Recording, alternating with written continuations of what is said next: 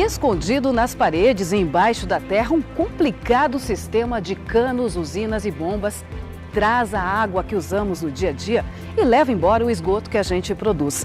Mas esse serviço tão importante ainda não chegou em muitos lugares do país. No programa de hoje você vai conferir o que acontece nas cidades do país que ainda sofrem com a falta de saneamento básico.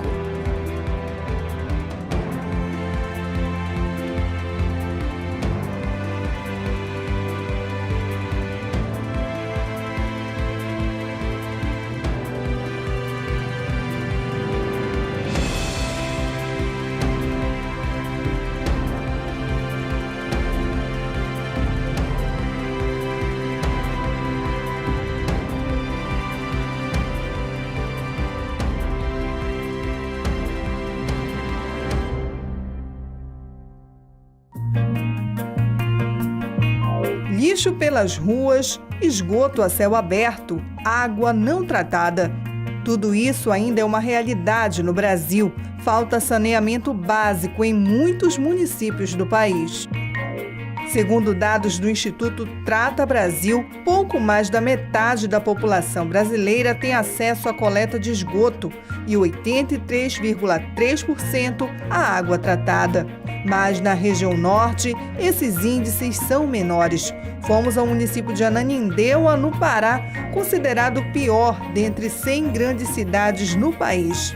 A água é péssima, tem dia que falta, às vezes chega à noite e a água é horrível. Vem muito cloro, vem às vezes ferrugem e é muito suja, tem tempo que vem até parece barro.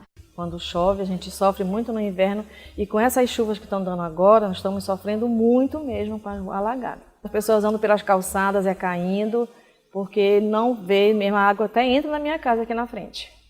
O movimento dos carros dá aquelas maresias que a água entra na garagem. Na maioria das casas aqui não tem água encanada, né? As pessoas fazem o poço, mas também não é uma água de boa qualidade.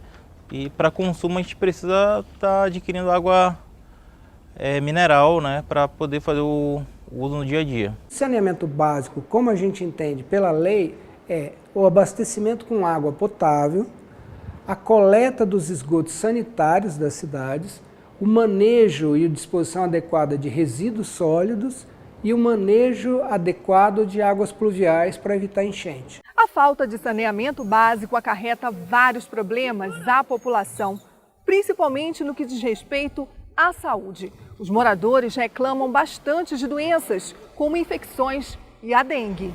São os fatores mais evidentes atualmente de falta de esgotamento sanitário, é a questão das chikungunya, zika, dengue, né, as epidemias que o Brasil está sofrendo, que acomete principalmente a população que não tem esgoto, que está em zona periurbana ou de periferia dos grandes centros urbanos.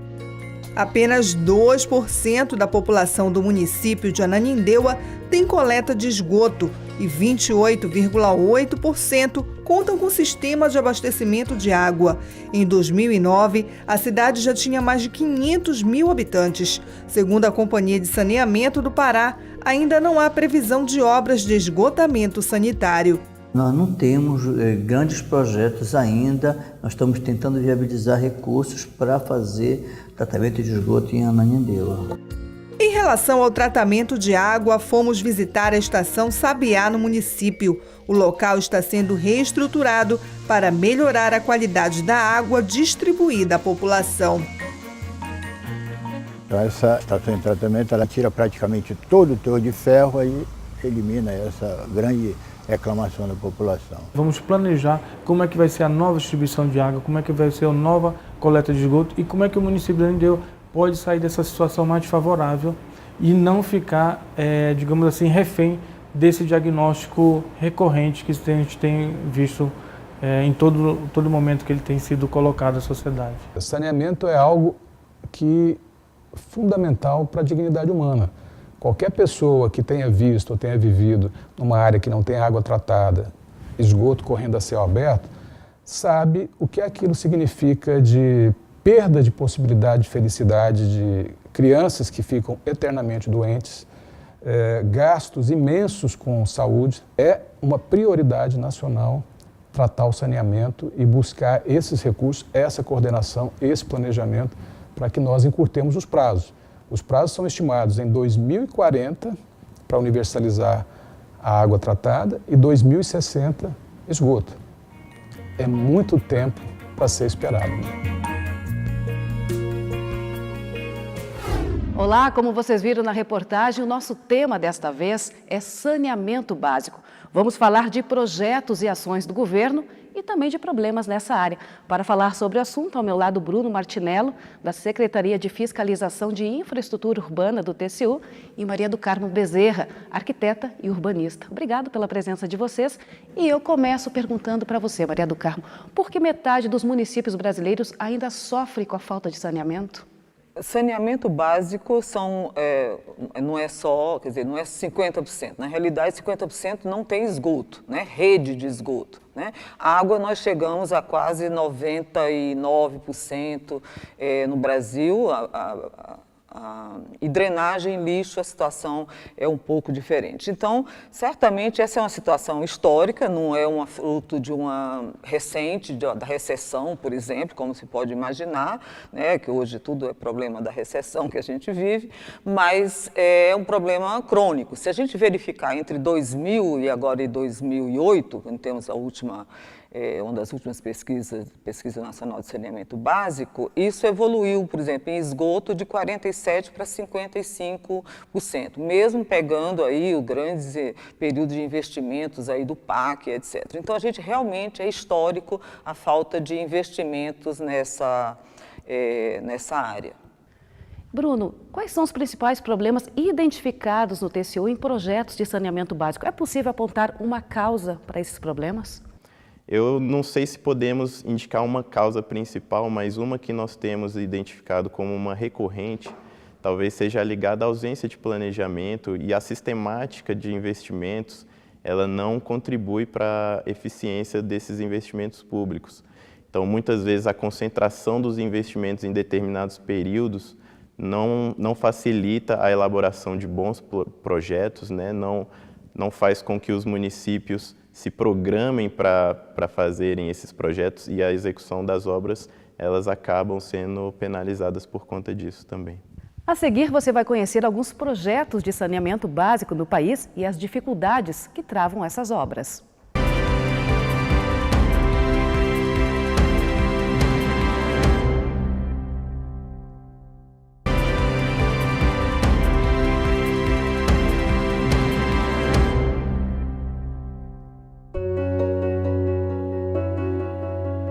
Um setor habitacional que cresceu em torno de Ceilândia, uma cidade do Distrito Federal. De acordo com o IBGE, em 2010 eram 56 mil habitantes.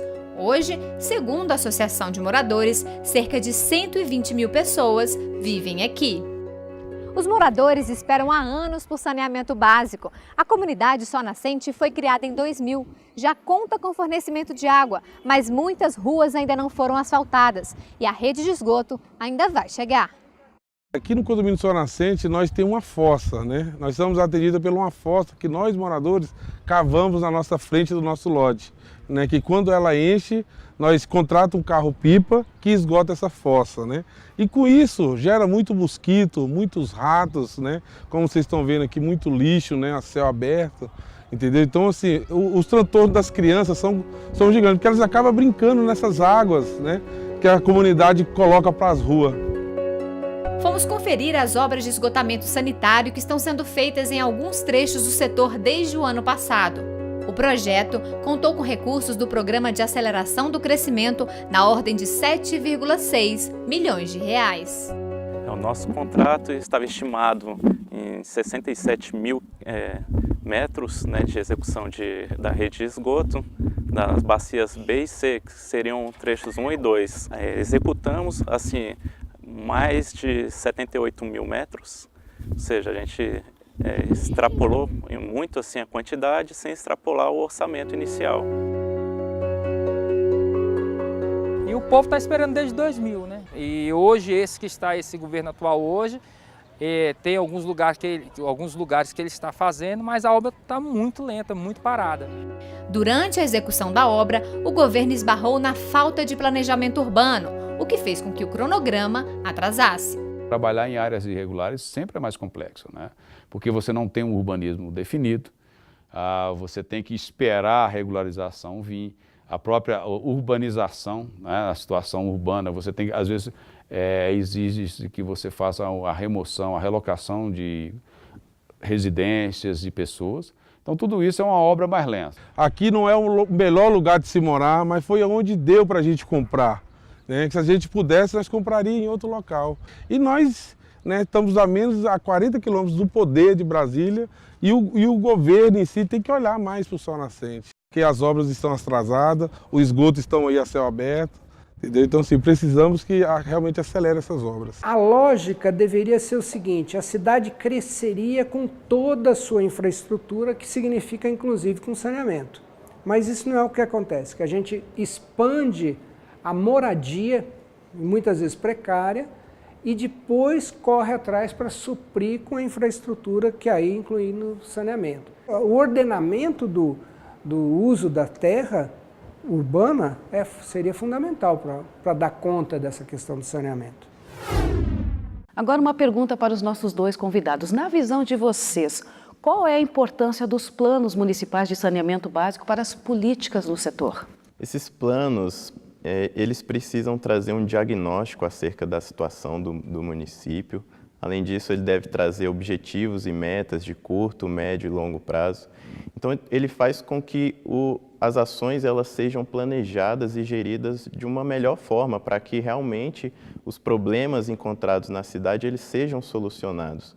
E, além disso, é importante mencionar a participação da população, que ela deve, por meio de consultas públicas, também se envolver com essas decisões que serão tomadas pelo município, de forma que esse plano é essencial para que as nossas ações, para que os nossos indicadores eles venham a ser melhorados. Você concorda, Maria do Carmo? A questão do plano, ele traz também o tipo de solução adequado. Por exemplo, o saneamento tem uma questão de escala. Nem todo município pode resolver, na sua escala, de, por exemplo, uma cidade pequena, 20 mil habitantes, 30 mil habitantes, resolver, entendeu, por exemplo, tratamento, esgotamento e tudo mais. Ele precisa ter também, por exemplo, fazer consórcios com outra região para ter uma escala que seja possível solucionar. E eu acho que o plano, ele vai, entendeu, apontar para essas soluções. O diagnóstico da melhor solução técnica e do melhor arranjo institucional. Vamos conferir agora iniciativas para levar água a moradores de Goiás e do Distrito Federal. Para fornecer água para municípios de Goiás e algumas cidades do Distrito Federal, está sendo construída essa estação de tratamento de água no município de Valparaíso. A obra faz parte do sistema produtor Corumbá, que abrange vários projetos. São nessas estações que a água passa por uma transformação antes de chegar à nossa casa. É um processo de limpeza. A água bruta se transforma em água potável.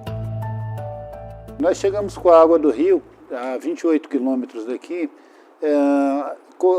na condição de água bruta, né? Água sem tratamento nenhum. Qual vem matéria orgânica e outras sujeiras. A função específica da estação de tratamento é separar toda essa sujeira que nós chamamos de sólido do que é líquido, que é a água que vai ser tratada e distribuída para a população. Uma obra de fornecimento de água como essa envolve muito planejamento, muitos recursos e uma equipe de especialistas. Essa aqui é uma parceria entre o governo do Distrito Federal e de Goiás. Para qualquer obra ser bem executada, ela precisa, antes de tudo, de um projeto bem feito e de um planejamento bem elaborado. E, após isso, os recursos, né? Porque o que atrapalha muito o andamento da obra é a falta de recursos. O Tribunal de Contas da União fez uma avaliação do andamento dessa e de várias outras obras de saneamento básico no país e constatou que a maior parte delas não era concluída dentro do prazo estabelecido no projeto. Mais ou menos em torno de 12% apenas daquilo que foi iniciado em 2007 chegou à conclusão nesse período de 4 anos. É um percentual muito baixo e isso representa um problema de governança, um problema estrutural que não é de fácil solução, mas que precisa ser enfrentado paulatinamente para melhorar a performance da aplicação desse tipo de recurso. Isso é o grande problema das obras de infraestrutura no Brasil, né? Muitas delas começam, têm um prazo, infelizmente, às vezes, por problema de projeto, de contratação ou também do fluxo financeiro da obra, né? Elas atrasam e em algumas situações vêm até a paralisar. Nós enfrentamos isso, né? A nossa parte da obra teve praticamente paralisada em 2013, 2014. O Distrito Federal vive hoje uma crise hídrica. A população faz racionamento de água desde o início do ano e Corumbá aumentaria a disponibilidade do fornecimento para a população. Eu atribuo a crise hídrica a 2 fatores essenciais, fundamentais. O primeiro é, efetivamente, não choveu, né? Há uma efetiva carência de precipitação no Distrito Federal. Um segundo ponto, que eu acho também que é crucial e precisa ser enfrentado com muita coragem, é os investimentos que precisam ser feitos, né? São investimentos na rede, são investimentos na produção de água. Essa paralisação, na verdade, é o que deixou mais triste a parte do consumo. Os consumidores precisariam rapidamente dessa água, porque a gente está numa fase que não é muito boa. Então a gente tem 30% dos reservatórios aí, porque os consumidores não vão ter essa água por aí, creio eu que 12 meses, 15 meses. Então é um atraso assim, gigantesco. A gente hoje tem uma capacidade de produção da ordem de 9.000 litros por segundo. O Corumbá, especificamente, ele vai significar para o Distrito Federal, em final de plano, algo em torno de 2.800 litros por segundo, ou seja, quase 30% de aumento na capacidade de produção hoje existente. Essa obra ela se iniciou em abril de 2014 e a previsão é que a gente termine ainda esse ano, provavelmente agora no mês de outubro, no mais tardar em novembro. Bruno, os municípios têm um papel importante na execução das obras de saneamento, o que pode ser apontado como um problema recorrente na gestão municipal. Muitos municípios eles não têm condições de executar bons projetos, de fazer boas contratações e de entregar para a população as obras conforme elas foram planejadas. Nisso, o governo federal tem uma responsabilidade imensa de ajudar esses municípios a capacitá-los, a ajudar a contratar essas obras, a acompanhar essas obras, de forma que realmente o nosso saneamento ele seja melhorado. Maria do Carmo, na sua experiência, qual seria o problema mais comum enfrentado nas obras de saneamento básico? Falta dinheiro? Falta recurso? Bom, eu acho que falta recursos, mas antes de faltar recursos, falta um projeto. Digamos que tivesse recursos, faltam projetos, né? Quer dizer, e os municípios têm dificuldade de fazer esses projetos, então acho que deveria ter, de forma antecipada, a obras propriamente dito, deveria ter recursos para digamos, a elaboração de bons projetos de forma continuada, para que isso não acontecesse só no momento em que tem uma verba, você corre para poder alcançar essa verba de qualquer forma, e aí tem com projetos feitos às pressas e os projetos mal feitos, e aí, quer dizer, nós vamos ter superfaturamento, todos os problemas que a gente conhece nas obras pelo Brasil. Então, eu acho que, mesmo tendo dinheiro, nós precisamos ter bons projetos, ter articulação institucional entre Estado, municípios e governo federal de forma perene. Depois do intervalo, vamos conferir de perto problemas comuns identificados em lugares que já contam com abastecimento de água.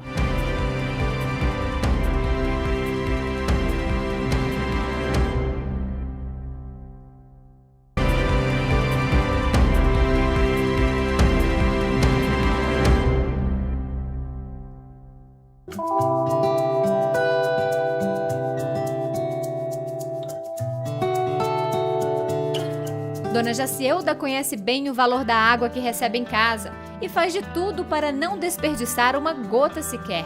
A água da máquina de lavar, por exemplo, é reaproveitada. Pronto, ó, 2 baldes, vai dar certinho. A primeira água, que é a água de sabão, eu já guardo para lavar os tênis dos meus filhos para lavar ali a área que fica mais suja, a outra eu já lavo aqui a área e guardo para outras necessidades também, lavar um pano de chão, essas coisas. Assim como Dona Jacielda, a companhia responsável pelo abastecimento de água no Distrito Federal também implementa medidas para economizar esse recurso. Nesse laboratório, os hidrômetros mecânicos e eletrônicos passam por testes para verificar se estão funcionando corretamente. Os técnicos analisam a medição de acordo com normas de órgãos como o Inmetro e da Associação Brasileira de Normas Técnicas. Os testes ajudam no combate à fraude, no combate às perdas, que além desses testes solicitados pelo cliente, nós fazemos o IDM, é Índice de Desenvolvimento de Medição. E desses 5.000 hidrômetros que nós estamos tirando no mês, nós estamos tirando uma amostra para testar e dizer qual lote que está apto a continuar em campo ou não. Os hidrômetros que não estão funcionando ou que estão violados são descartados e substituídos por novos equipamentos. Além desses testes que auxiliam a medir com precisão a água que está sendo gasta, a empresa conta com um sistema moderno de monitoramento que cruza dados para encontrar possíveis casos de furtos de água. Recentemente nós implantamos uma ferramenta corporativa, GIS corporativo, que permite combinar informações geoespaciais, como cadastro de rede, cadastro comercial, informações de fotos aéreas, que permite fazer análises espaciais e identificar possíveis locais com perda d'água e minimizar e combater as perdas de água. Por meio dessa tecnologia, é possível verificar 114 áreas irregulares no DF, com cerca de 40.000 ligações irregulares, um prejuízo de mais de 42 milhões de reais. Com a ligação clandestina, você promove um outro problema, que é a contaminação da rede, né? Na medida em que você adultera um determinado duto, um determinado cano da rede, você torna essa rede mais suscetível a bactérias, enfim, à contaminação. Mesmo com medidas preventivas, a perda de água ainda é grande aqui no Distrito Federal. Você tem a perda real, que é aquela perda que a gente está perdendo ao longo das tubulações, né? O vazamento. Já a perda aparente é aquela água que a pessoa consumiu, mas ela não foi contabilizada, por exemplo, por uma ligação irregular. Nós estamos trabalhando com um índice de perdas que nós consideramos alto, não é? Nós estamos girando em torno de 34%, 35% de índice de perda, o que é muito. Isso, para você ter uma ideia, seria suficiente para abastecer a cidade de Brasília, não é o plano piloto, e uma cidade satélite aqui em Brasília, a cidade de Taguatinga, durante 2 anos. Eu acho que a crise deixa isso como lição. É preciso cada vez mais poupar água, instituir mecanismos de preservação, de conservação no seu estado natural, mas também de maior comedimento no uso da água. Eu gostaria de colocar uma questão para vocês dois. Pesquisas apontam que grande parte da população brasileira não entende bem o que é saneamento básico. Ao mesmo tempo, acabam tendo atitudes que prejudicam o fornecimento desse serviço. Como fazer, então, para essa população que não entende bem seus direitos e deveres a participar mais para levar água às suas casas? Eu acho que o esclarecimento da população é muito importante, né?